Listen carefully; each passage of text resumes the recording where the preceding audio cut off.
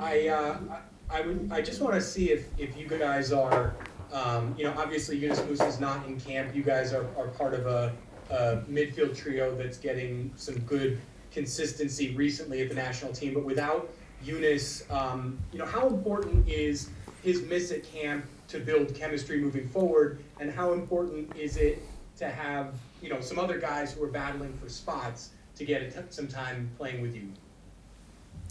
I'll go.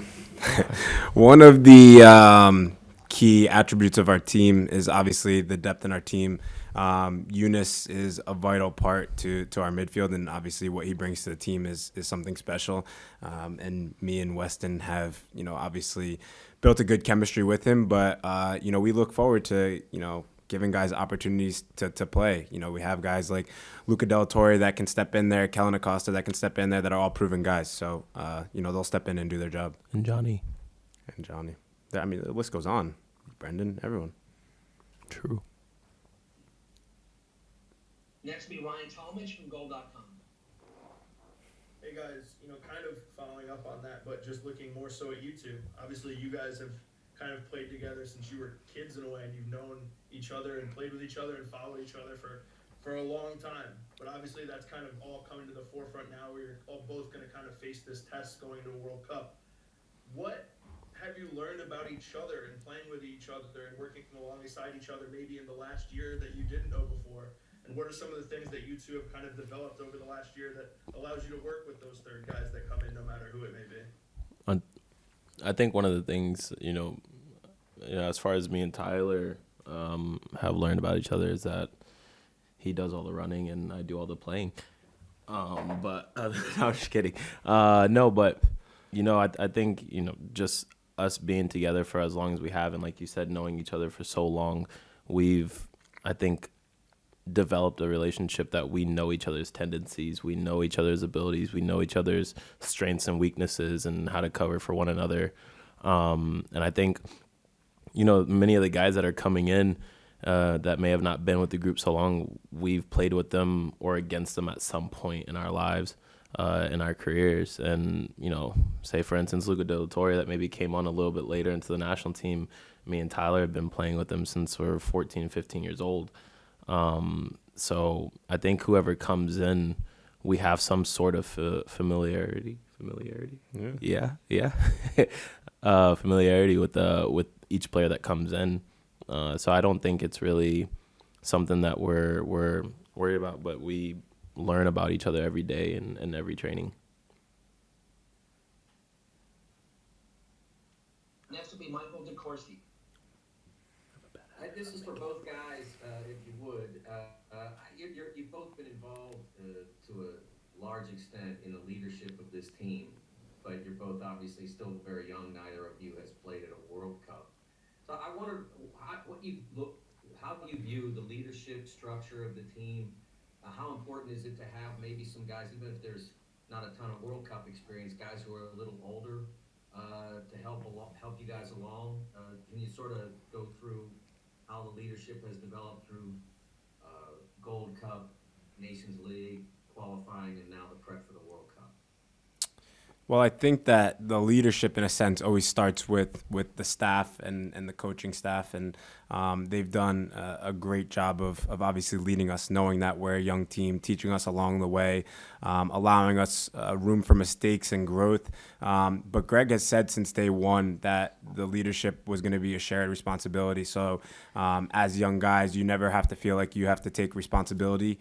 Everyone's going to lead in completely different ways. We have some guys that are vocal leaders. We have some guys that lead by example, but everyone uses their strengths in different ways. So, Weston is a guy that I would say tries to lead by example for the most part, especially on the field. The way that he plays, inspires a lot of the guys to their strengths. Sometimes I can be vocal, but also a guy that also leads more by example than anything. So it's a shared responsibility at the end of the day.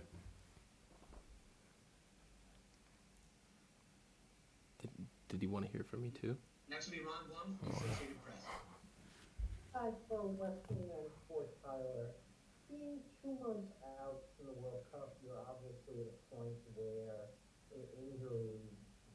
club could sideline you. You can't let that really go through your mind when you're playing. How do you balance that pressure to stay fit versus giving what you normally give each day in, day out at the club level?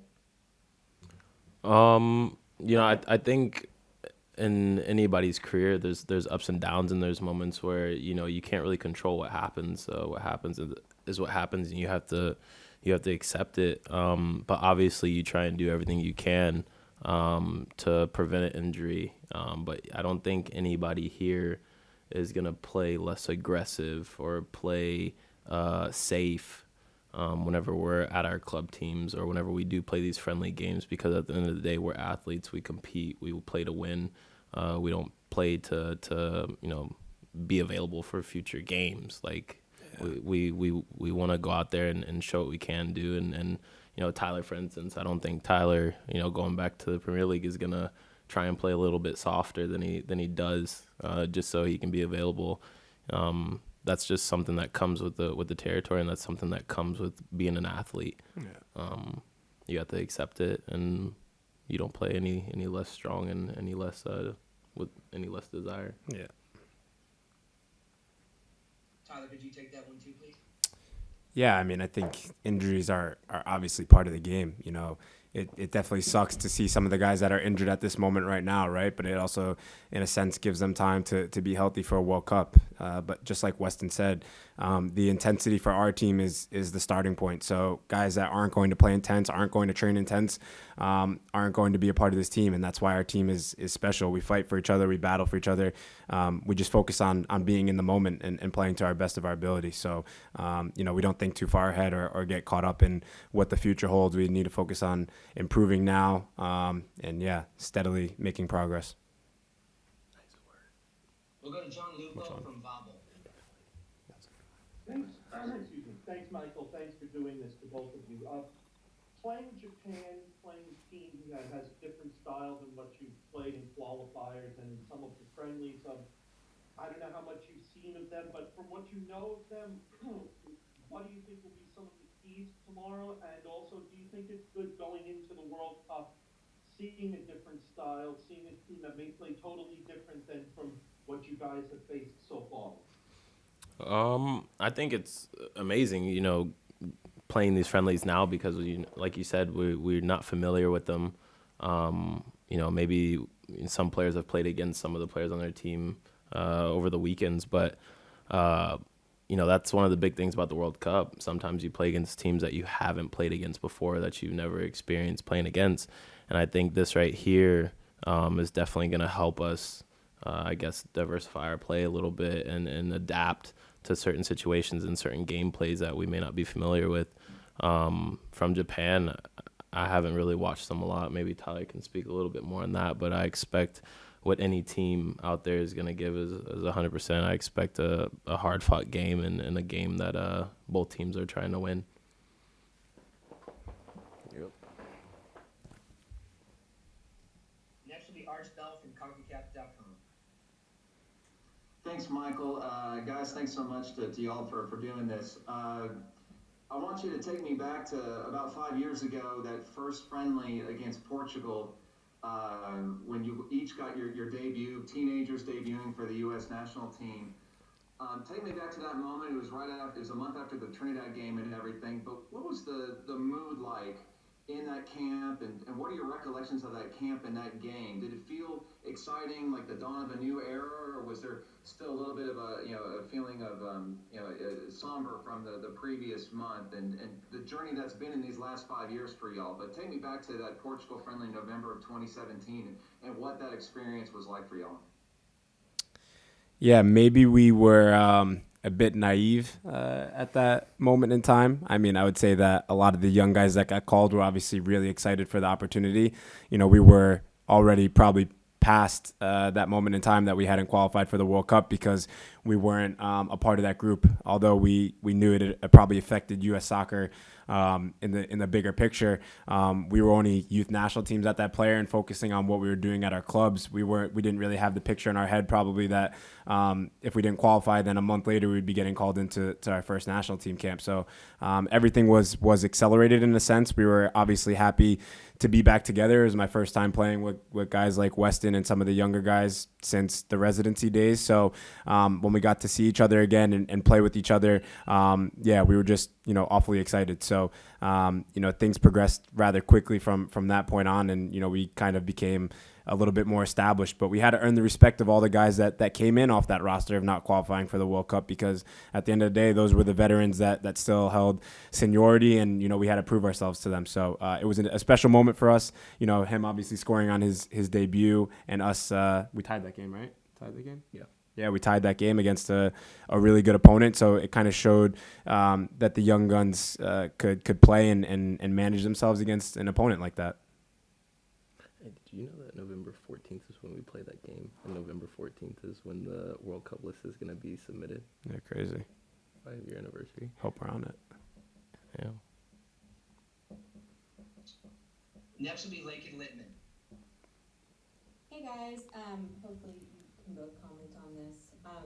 How would you describe what Walker brings that maybe nobody else on the team does, and what do you guys think makes him unique? His hair. his hair. Nice. Walker is someone actually I've known for quite some time now. Back when I was back at FC Dallas, he's always had that sense of ability to lead teams. He's with the veterans that came before him and that we played with back in Portugal for our debuts. He stepped in and kind of taken on that role a little bit, in a sense of like whenever we're struggling even off the field and on the field, like that's someone that you can go and talk to. As far as playing ability wise, he's just a rock in the back. You can count on him to win aerial duels. You can count on him to sacrifice his body in front of a shot. Like, those are center backs that players are normally don't want to play against, and it's always good to have someone like that in your corner, because that he's going to give everything that he can, to defend and to make you guys feel comfortable in front of him.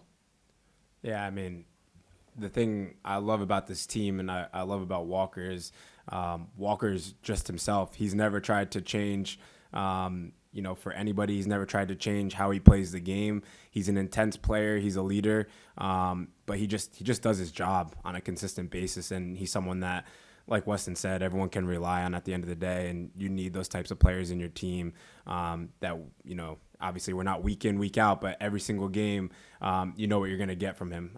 So he's solid for us. Yeah, love that guy. We'll go to Doug McIntyre. Appreciate it, Michael. Hi, guys. Good to see you. Just to go back to the leadership question for a second. Tyler, you've worn the armband in the past. I mean, even since you were a teenager, I think, people saw your leadership, your maturity. Curious where that comes from. And then Weston, on Tyler, has he always been like that? And how have you seen Tyler change over the last number of years? Thanks, guys. I mean, I've had to deal with Weston for a long time, so if one of us is going to act crazy all the time, the other one has to act calm. But no. Yeah, I mean, growing up, I think just being raised by a single mother and, not having a father figure in my life, my entire life, I had to just figure out who I was as a person and just figure out a lot of things on my own from that sense. So when my stepfather came into my life, who's my dad, obviously, I was very fortunate. He helped kind of nurture me into, a young man. But at the end of the day, the most important thing is always having mutual respect between, me and my teammates. Feel like I'm here for them if they need me. But on the fields, yeah, it's always been a role I've taken. Whether I was playing my own age group, playing up, I wasn't afraid of really what people thought about me or anything like that. I just wanted to be there and be consistent, be the guy that, people could rely on if they needed to. Yeah, I think I've known Tyler since the residency days, and he's always been that kind of character where, if he came up and played a year up with us, like, he didn't shy away. He took on the role that he was given. And I think even in the national team youth, you captained also for sure. But the thing is, what's amazing about it is that even whenever he doesn't wear the captain's armband, sometimes you still get a sense of his leadership role that he takes on within the team. I think for this team in general, like he said, it's a shared responsibility. And the amazing thing about it is, like, everyone at any given moment on this team can be leaders. And I think everyone on this team could be prepared to be a leader. And so whenever the armband is just it doesn't really, I don't think it plays a role for anyone on this team, because we all know at the end of the day we have the same goal, we have the same mission, and we all are going to hold each other accountable at the end of the day. We have time for a couple more, and we'll continue with Jonathan Tannewald from the Philadelphia Inquirer. Michael, and thank you guys for the time today. We were talking with Greg just a few minutes ago before you guys came on about the differences in the strikers in the pool, including the 3 that are here in this camp. And I wonder, for the 2 of you, how does it change, if at all, how you play the game and how you see things in front of you and passing and creating and so on? If whoever is, up front is different from one game or one half of the next or so. You got it. You got it. I got it. Yeah, I mean, I think that, again, one of the keys to our team is our depth, and you already see, based off of the players that are here, all of them can play at any different moment and completely offer something different. I think one of the main points about our team is that we have a system, and although we have individual quality all over the field, and 1 through 26, there's all different types of quality. When you come into the system, you have to know your role and you have to know your job on the day and for who we're playing against. So although tomorrow it could be Jesus, it could be Josh, it could be Pepe, we know what we're going to get from them, because in our system the 9 plays in a similar way each time they step on the field. So we have some special players up front. They all bring different qualities, but I think we're comfortable, and we don't have to, really vary or change our games based off of who's there, because we know what the number 9 has to do in our system. At the end of the day, for me, a number 9 just has to score goals and be available for his teammates and be an option. And like he said, from all 3 of the strikers, all 3 of them have showed that they can score goals, and all 3 of them have showed that they can be support players for the team and also defensively against the ball. So, like you said, we don't really have to change our system just based on who's playing and who's in that starting position. We all know our roles. We all know what we have to do, and we all try and get the job done. Last question comes from Andrew Jones. Thanks, MK. Weston and Tyler, you had Christian and Johnny's birthday this week. Besides bringing yourselves, did anyone get him anything get one of them any birthday gifts for the team, or have any immediate celebrations? And Alfonso Davies was talking about how he was Canada's best FIFA player in terms of playing the FIFA game. Who is the best FIFA player in the USMNT at the moment? First of all, I know he's gonna talk. First of all, I want to say that's a dope picture in the background. Respect for that. Second of all, best FIFA player for sure, me. And as far as the celebration of birthdays, we always have a ritual. The chef always makes a cake, brings it out, we sing, we make him do a speech. Johnny's speech was really good. Yeah, it was actually. Johnny gave a good Johnny speech. gave a good speech. Christian, we didn't celebrate Christian's birthday here though, right? It was the day before camp. Yeah, it was the day before camp. So we wished him happy birthday, and he can buy himself whatever he wants. So yes. I don't need to buy. Not wasting my money on him. Should be buying me a gift. But FIFA, Weston can decide who's the best in FIFA. I don't play FIFA like that. I already decided. So. Okay, yeah, I'm not saying you're the best at anything. They all just want me to lose. That's why. We don't want to see Weston win.